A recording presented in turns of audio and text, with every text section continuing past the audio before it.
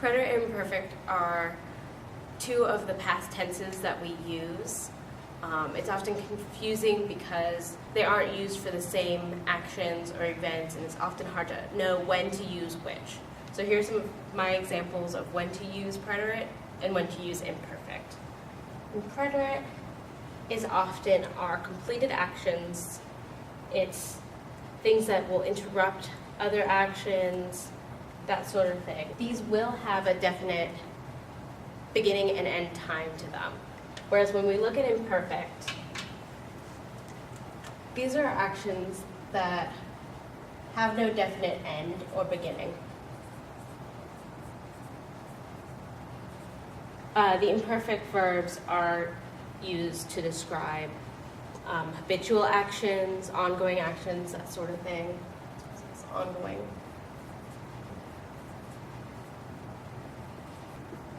Habitual actions. This often gets confusing with the fact that in the preterit we are using it for series of actions. And I'll show some examples of that.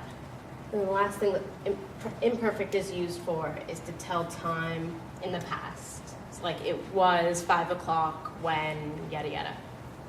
We have different ways of conjugating these verbs as well. For preterit, for AR verbs, it's A, aste, O.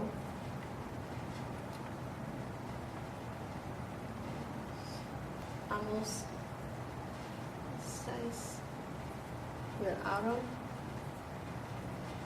And then on these, there's accents on the O and the A. And then for IR, it's E, iste, EO, accents on the I and the O. Emos, istes, and then ieron.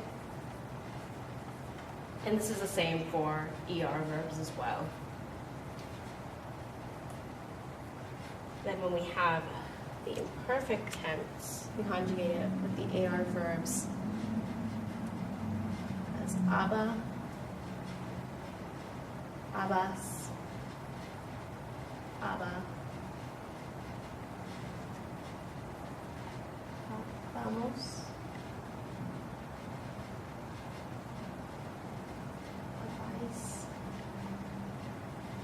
and then Abba.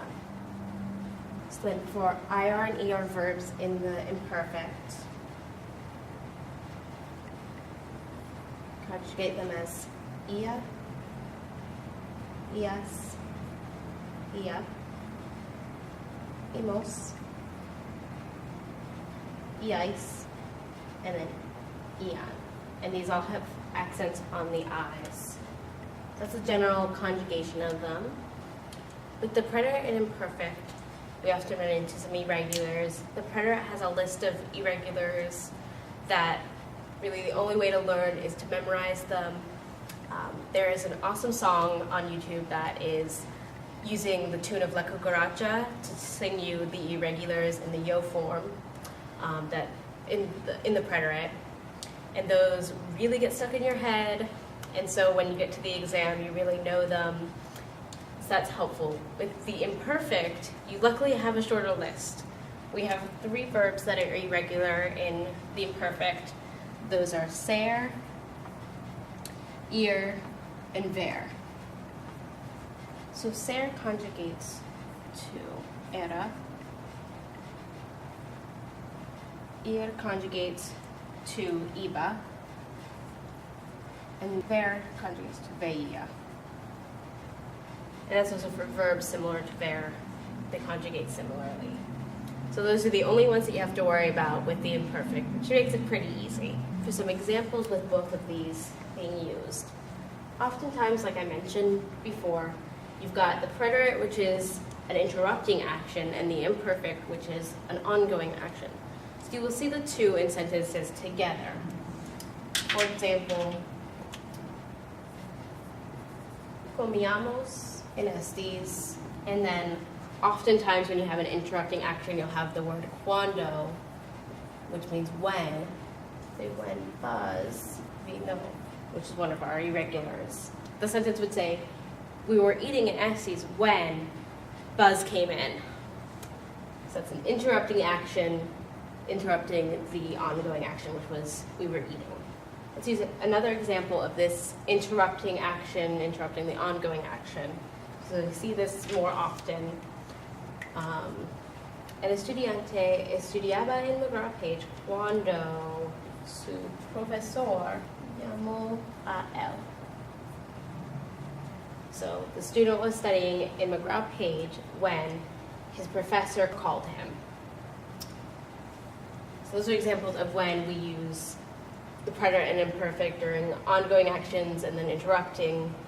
So this would be the ongoing, the student was studying, and the interrupting one was when the professor called him. And so now we'll look at some examples of each of these on their own. For imperfect, as I said, this is kind of used with habitual actions, actions with no definitive beginning or end, that sort of thing. We were trying to say that the football team has been practicing in the past for this game. You could say el equipo de fútbol americano, and then you use your imperfect. Entrenaba por muchas horas cada día. So this means the football team trains, practices for many hours each day. So we're not quite sure, when they start practicing, when they end practicing, how long they practice. It's just we know they have been practicing for many hours each day. So for that reason, we use the imperfect to describe that they've been practicing. Now to look at the preterite tense, if we wanted to say, we won the game, that's a completed action, we won it, definite. Say, el sábado pasado, so last Saturday, nosotros. And then when we use the preterite, ganamos. So that's we won. So these are some examples of when we use preterite versus imperfect, and when we use the two combined in a sentence.